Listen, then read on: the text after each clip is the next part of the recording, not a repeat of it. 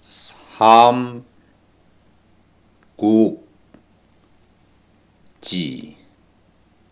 도원결의 편 제1화 청년유비와 낙양선 후한말 건녕 원년 무렵 지금부터 약 1800여 년 전의 일이었다. 한 명의 나그네가 있었다. 허리에 금 한 자루를 차고 있는 것 외에는 옷차림이 매우 초라했지만 눈썹은 빼어나고 입술은 묽었으며 특히 총명해 보이는 눈과 도톰한 뺨 그리고 언제나 온화한 미소를 띤 용모는 천박함 없는 기공자 같았다. 나이는 24~25살쯤 풀밭에 홀로 앉아 무릎을 감싸 안고 있었다. 강물은 유구하게 흐르고 미풍은 상쾌하게 귀 밑머리를 스친다. 서늘한 가을 8월이었다.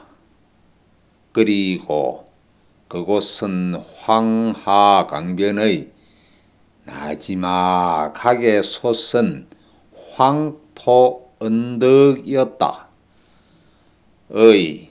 누군가 강에서 불렀다. 거기 젊은이 뭘 보고 있는 건가? 아무리 기다려도 거긴 나룻배가 닿는 곳이 아닐세. 작은 어선에서 어부가 말하는 것이었다. 청년은 보조개를 보이며 웃음 띤 얼굴로 고맙습니다 하고 살짝 고개를 숙인다. 어선은 하류로 흘러갔다. 그러나 청년은 같은 장소에 같은 모습으로 무릎을 끌어안고 앉은 채 먼 곳을 바라보며 마치 석상처럼 눈 하나 깜빡하지 않았다. 이봐 나그네.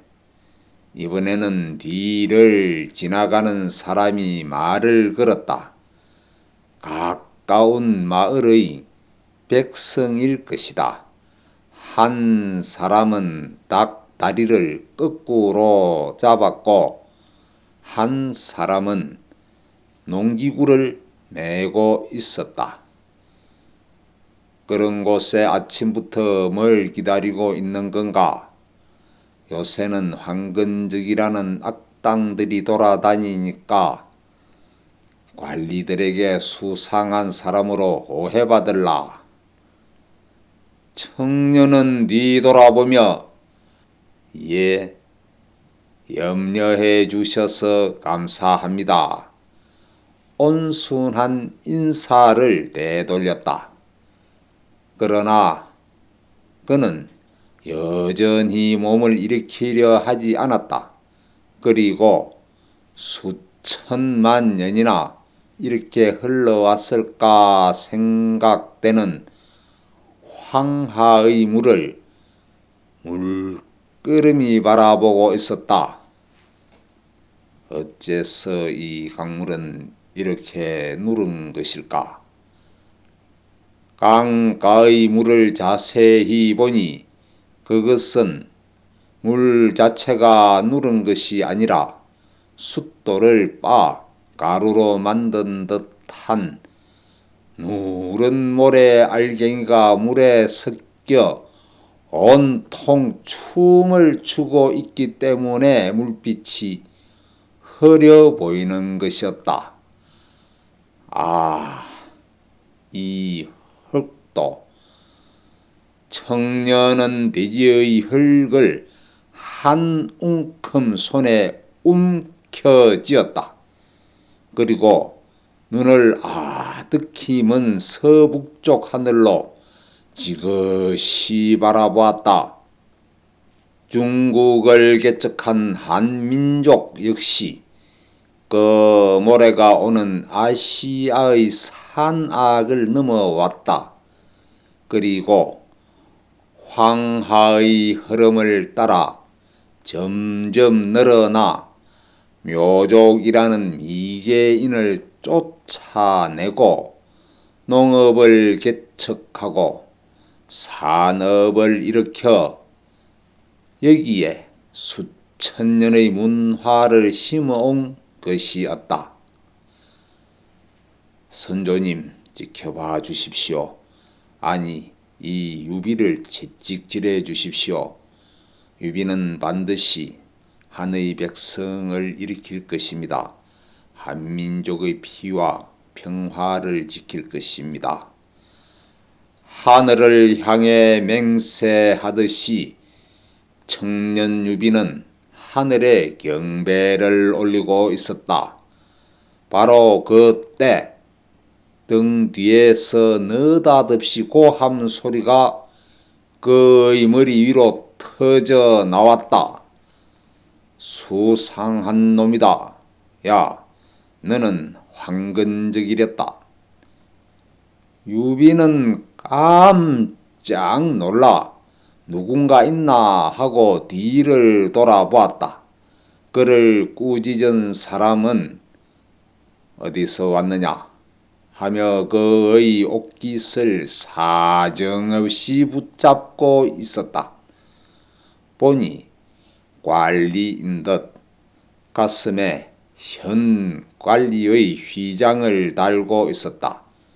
근래 세상이 시끄러워 지방의 하급 관리들까지도 평상시에 모두 무장을 하고 다녔다.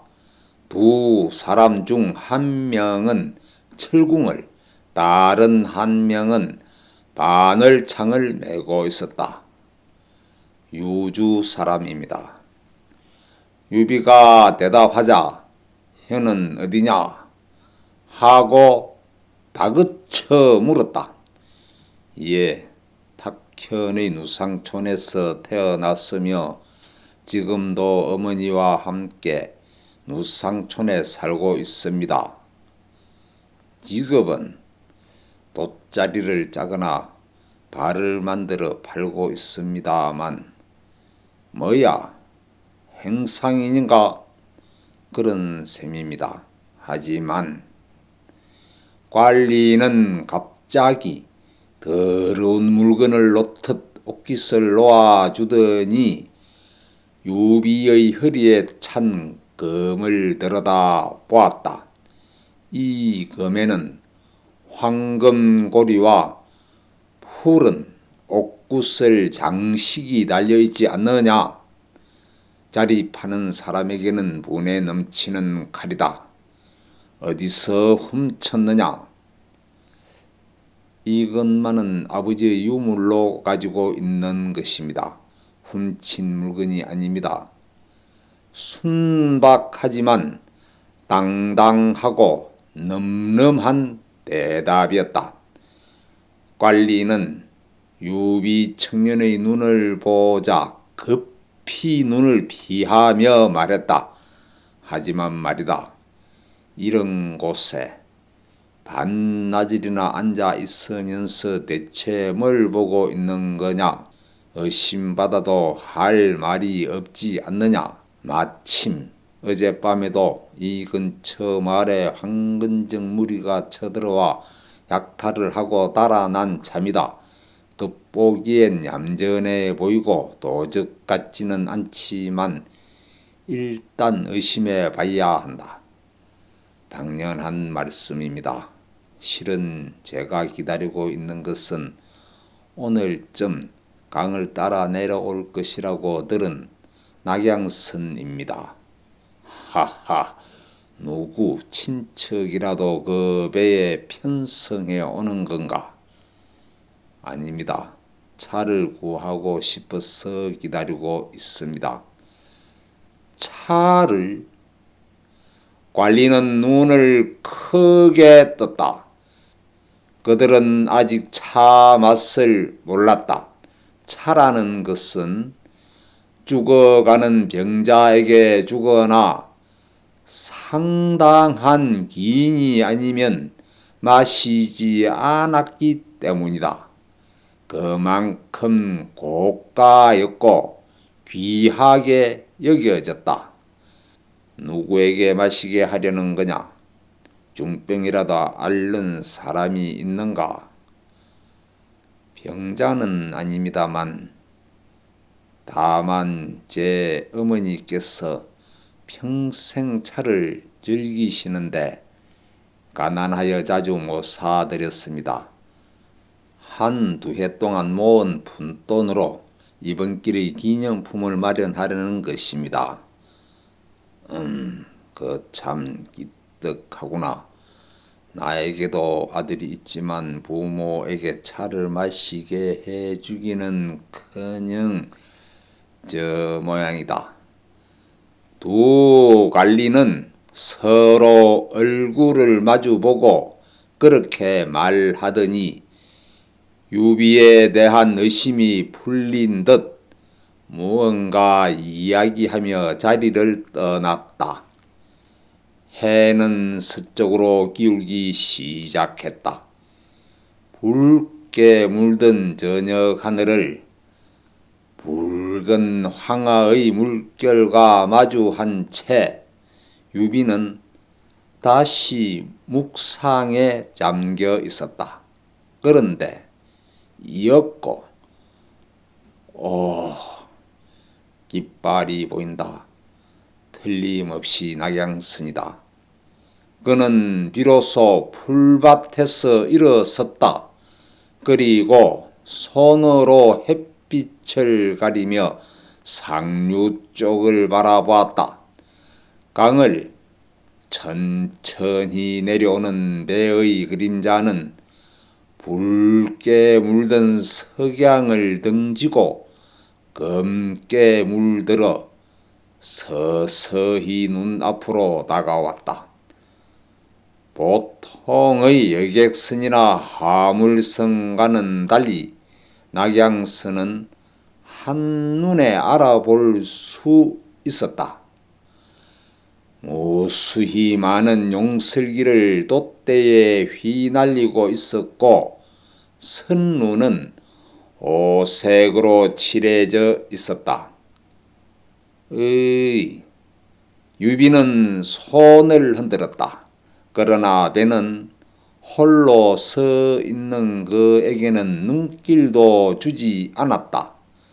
배는 천천히 키를 꺾고 서르륵 돛을 내리면서 황하의 흐름에 맡긴 채 그곳에서 한참 아래쪽의 강변에 도착했다. 100호 정도의 작은 강변 마을이었다. 오늘 낙양선을 기다리고 있던 것은 유비 한 사람만이 아니었다. 강변에는 와글와글 많은 사람들의 그림자가 모여 있었다. 당나귀를 끈 중개상인 무리라든가 개차라 부르는 수레에 이 지역의 시류나 솜을 실은 백성이라든가 짐승고기나 과일을 바구니에 담아 기다리는 물건 장수라든가 이미 그곳에는 낙양선을 맞이하여 장이 서려고 하고 있었다. 어쨌든 황하의 상류 한 나라의 또 낙양에는 지금 후한의 제12대 황제 영제의 검궁이 있고 진기한 물산이나 문화의 정수는 거의 그곳에서 만들어져 그곳으로부터 중국의 모든 곳으로 퍼져나가기 때문이었다. 몇 달에 한 번씩 문명의 제품을 실은 낙양선이 이 지방으로도 강을 따라 내려왔다. 그리고 강변의 소도시, 마을, 동, 리 등 장이 서는 곳에 배를 대고 교역을 했다. 이곳에서도 저녁 무렵에 이르러 무섭도록 시끄럽고 또 부산스런 거래가 시작되었다.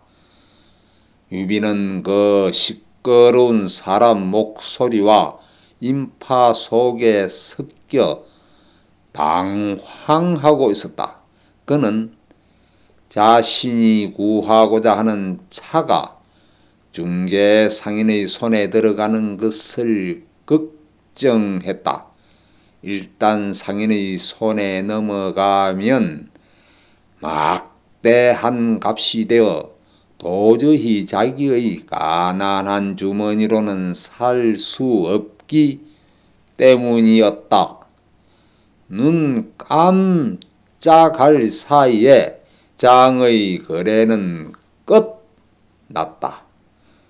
중개 상인도 백성도 물건 장수들도 삼삼오오 저녁 으스름 속으로 흩어져 간다. 유비는 배의 상인으로 보이는 남자를 발견하고는 허둥지둥 곁으로 다가갔다. 차를 팔아주십시오. 차가 필요합니다만. 차라고. 낙양의 상인은 여유롭게 그를 돌아보았다. 공교롭게도 자네에게 나눠줄 만한 싼 차는 가지고 있지 않아. 잎사귀 하나당 얼마씩 하는 좋은 품질밖에는 배에 없다네. 괜찮습니다. 많이는 필요 없습니다만. 자네 차를 마셔본 적은 있는가? 지방 사람들이 뭔가 잎을 끓여 마신다던데 그건 차가 아니라네. 예, 그 진짜 차를 나누어 받고 싶습니다. 그의 목소리는 필사적이었다. 차가 얼마나 귀하고 고가이며 또한 지방에서는 아직 없는 물건인가는 그도 잘 알고 있었다.